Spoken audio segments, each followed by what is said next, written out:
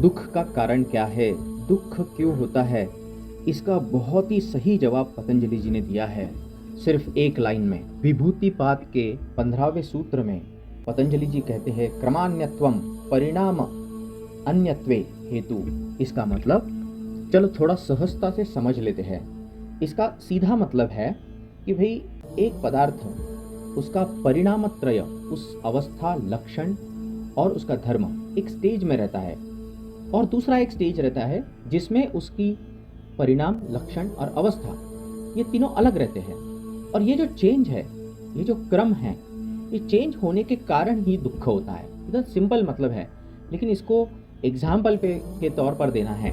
For example कि suppose मेरे पास एक क्रिकेट का बैट है, उसका स्वरूप कैसा है कि भाई उसका रूप, उसकी अवस्था टफ है, वो एक गेंद मार सकता है, बढ़िया शाइनिंग है उस पर, और उसके साथ साथ उसमें स्ट्रोक है, अच्छा दिखता है, हाथ में जचता है, ये मेरा क्रिकेट का बैट है।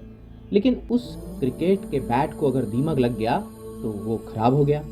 तो ये उसके जो दीमक से बने हुए जो भूसा है, उसके लक्षण, उसकी अवस्था तो बड़ी दयनीय है, किसी को भी उसका एक्सेप्टेंस नहीं होगा। यानी क्या, जो कल बैट थी आज वो दीमक से खराब की हुई एक अनएक्सेप्टेबल चीज़ है। यानी जो वुड है उसका लक्षण, उसकी अवस्था और उसका धर्म अलग था, और जो दीमक ने ट्रांसफॉर्म किया है उसका लक्षण, उसकी अवस्था और उसका धर्म अलग है। यही ट्रांसफॉर्मेशन जो होता है, यह क्रम रहता है।